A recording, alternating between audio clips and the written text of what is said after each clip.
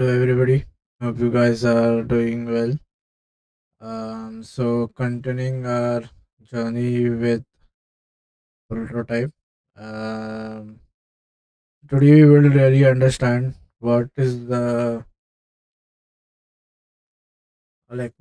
core difference between prototype oriented language and why was JavaScript designed to be prototype oriented, and what is a prototype, why do we need it, and we'll study all of that. The prototype in OOP is basically considered as when you when you use a prototype oriented language, you call prototype basically a blueprint for creating other objects. Rather than using classes, objects are created by cloning, um, copying or cloning existing objects and then extending them as needed. So basically, if it's a prototype oriented language, the prototype refers an object that serves as a blueprint for creating another object. So basically, this is going to serve as a prototype is like a blueprint, right? So it is going to serve like a blueprint to the other objects. So hence you say it's a prototype. Now there is something called as inheritance, right? So like how to have this prototypical inheritance and what is the difference. So first let's see how class based inheritance will work, right? Now if you have a class over here, which is suppose this is a class, suppose this is class A, and you are inheriting class A. So this class B is inheriting from class B.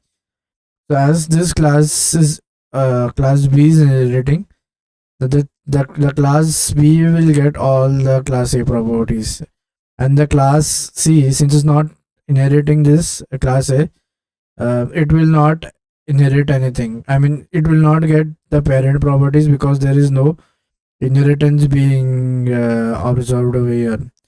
So the moment you try to do this basically leads to result in a hierarchical like a structure, right? So if suppose class C also wants to inherit class A properties, then we have to do the inheritance here as well and here as well. So this basically what will happen is both the class A will be inherited by both the classes class B and class C as well.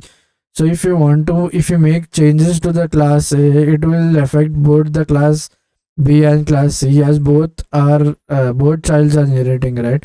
Even though if you do not want the class B child to have an effect, still it will have an effect. So this is basically an issue, right? So basically what hierarchy does is hierarchy will make our code more and more rigid. That means if you modify one, it will directly have an effect on both the classes. Now there is another disadvantage of using normal class based inheritance, right? So suppose this is a class animal and I have a class dog over here. This is inheriting. This is my parent class and this is my child. So now dog D1 is also this is a reference. Sorry. So what I am doing is I'm creating a reference dog one to the child class, and then now I'm having another reference called as dog 2. So basically I've created two objects. Remember this is new. So I have two objects. One reference is dog 1 and the other reference is dog 2, right? Now the way this is going to store is each instance variable will be get its own memory, right? But then what about the method? This is something that is going to create a problem, right? So uh, in each instance stack, we will have different methods here, and this also will have another copy of the method. So basically, what we are doing is each instance is having its own copy, right? That will be the JVM method area. So basically, even though this is not a very good solution, right? I mean, this is something which where we are going to waste our memory, right? Let's see, like, why are we wasting memory?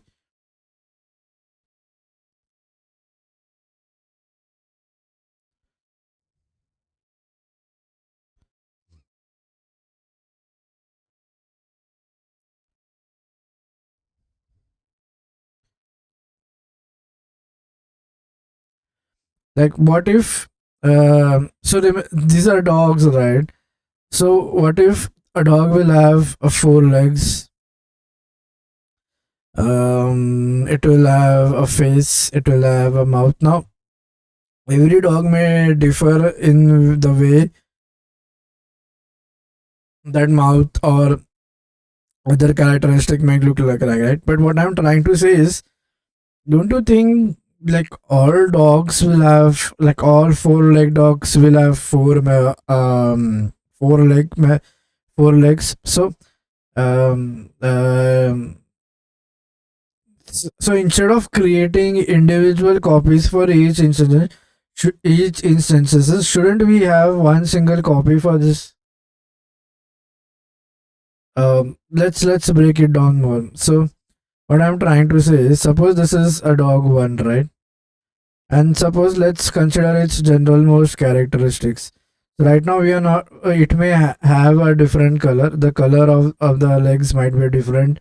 The way it is structured might be different. But if you see in totality, it is nothing but a leg, right? So instead of having different copies for each instances, uh, shouldn't we have one single copy, and then you have two or more instances of the like same type referring to the same thing? This makes it more it's like more sensible, right? So this is where we do a wastage on memory, right? By creating multiple instances of the same method, like what we are doing is we are nothing but wasting our memory resource. So instead of having multiple instances for the same type, what we do is basically we create memory. Basically we so like the better version would be to have one like the methods be shared across all, and then if you want to make changes, then you can use it in your own context and make changes. So this is the drawback of class based inheritance, right? Even the methods which are like common need to be copied again, because each instance will get its own methods, right? So each instance will have its own method creation. What if these methods are same? Like what if there is not much change? So ultimately, basically, we are wasting memory, right? And one more disadvantage is because of class-based inheritances, it is very rigid, right? So if you want to make any changes to the parent, I mean, you will have to also take into consideration the other classes which are going to inherit it, right? So it will cause an issue with them as well, right? So um, now why do we say, like, why JavaScript is why does JavaScript does not have inheritance, or like sorry, why does JavaScript does not have class based inheritance, or why the whole model of JavaScript was based on prototype? So the first thing is, remember JavaScript was developed basically to have a dynamic interaction, right? Or the main advantage is basically web applications are dynamic in nature, right? So the JS was developed to add dynamicity to our web page, right? Before JS, we already had HTML and CSS which were doing the designing, right? But then we needed to modify this behavior or add certain amount of dynamic things to the to our web page, right? So hence JS was developed based on the ideology of prototypes, right? Because if class based difference, if you try to modify one class, you will have to take into consideration all other classes that are dependent or that are trying to use it. This is in and all a very bad way of just imagine that if this is how our JavaScript was built on. First thing that it loses is dynamicity, and it becomes and it makes the language more rigid, right? This is how that rigidity, we don't want rigidity, right? We want dynamic.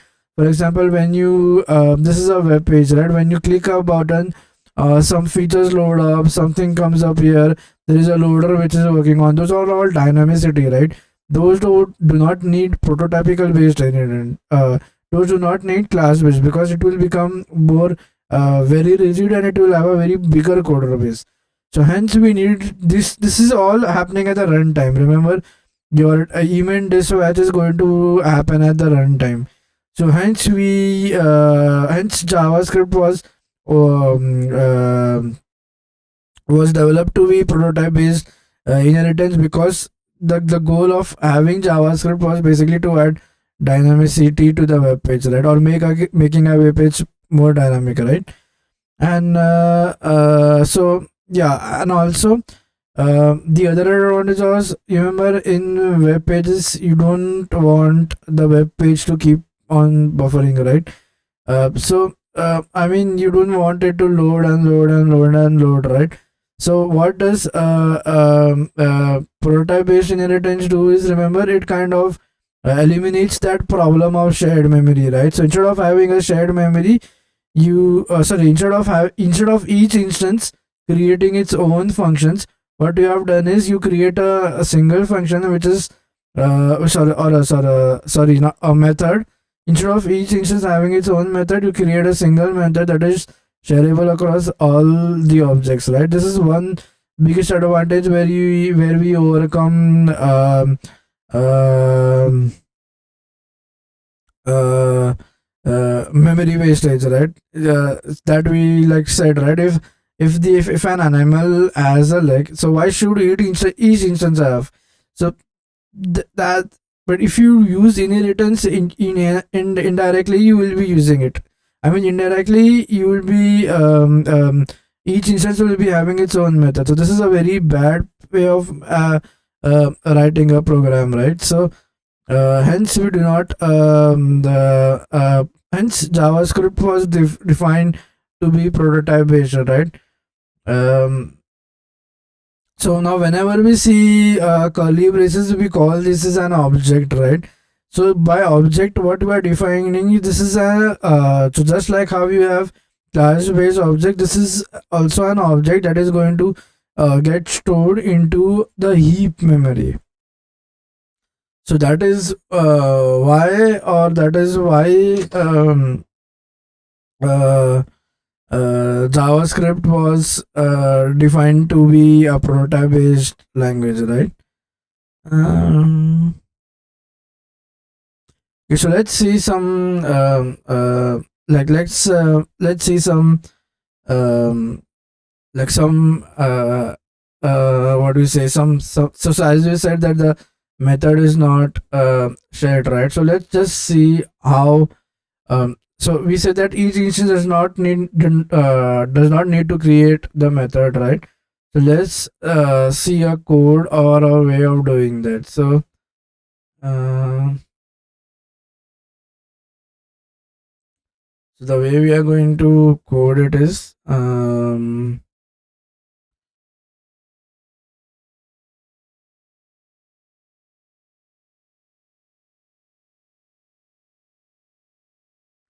so this is the prototype, right? So what you do is so now here will be something called as follow a prototype chain, right? So each object what do you say, will be linked to each other, and ultimately it will go to the prototype. So this is okay, so this is one. Perfect. So like this is object one, you can say this is our object number 1. Okay, and then this is our object 2. So you write object 2, and then this is our object number 3, right? So this is our object 3. So each yeah, so what will happen is all of these objects will be linked to each other. So this is linked to this object, and this is so you have this object, this is linked, and you have and this object will also be linked to this object, and then finally, or at last, or at the end, it will be linked to the prototype, right? So this is here is where you have this is how the changing is going to happen. So this is going to be my prototype. So what you do is instead of defining the methods at object level, so instead of defining methods at the object level, okay, instead of defining it here, what you do is you define your method in the prototype, and then you based on how you want to use it, you can then use the prototype and then call it, and then use it how you want to use it.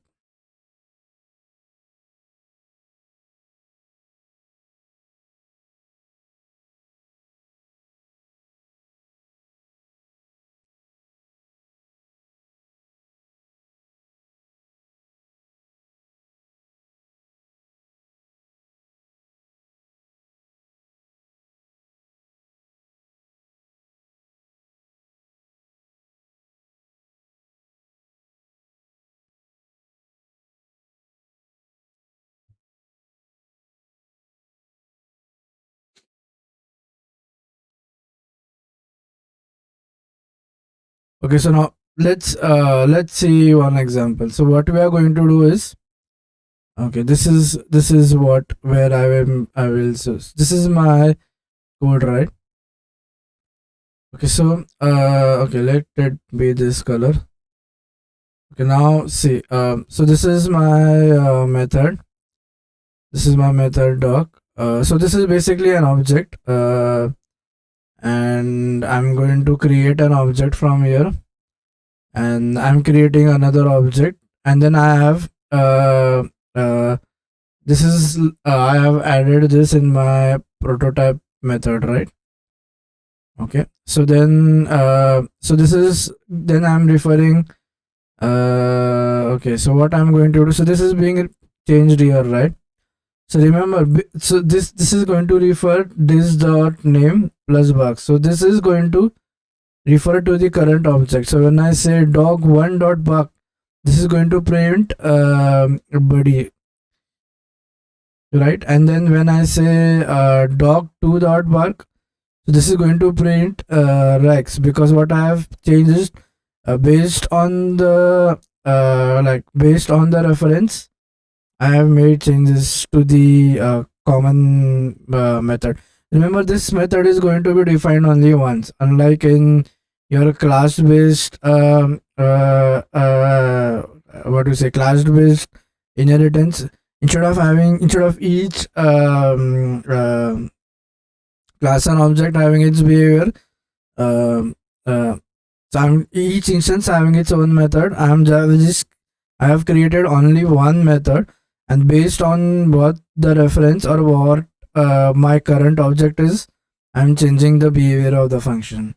This is what is dynamic, right? This is happening at runtime. Remember, dog1 dog bark, this is going to happen at runtime. So this is again happening at runtime.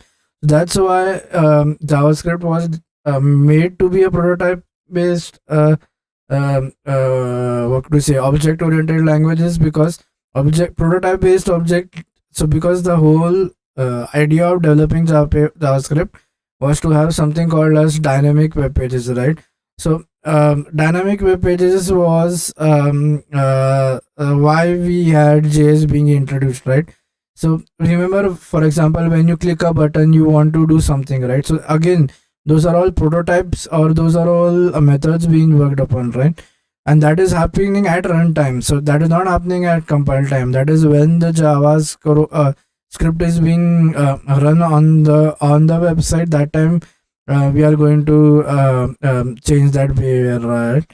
So that is why JS is said to be a prototype based oriented language, not a classical way, like a not a classical object oriented language where you have class and objects, but a prototype based object oriented language. Okay, so I guess you all might have understood why prototype based language is important. So yeah, so that's all for prototypes. As I said, you can chain them, right, and form that chain. So yeah, that's all for this lecture. I'll see you guys in next lecture. We'll be continuing with OP, and yeah. So that's all for my side. See you guys in the next lecture. Till that time, take care. Bye bye.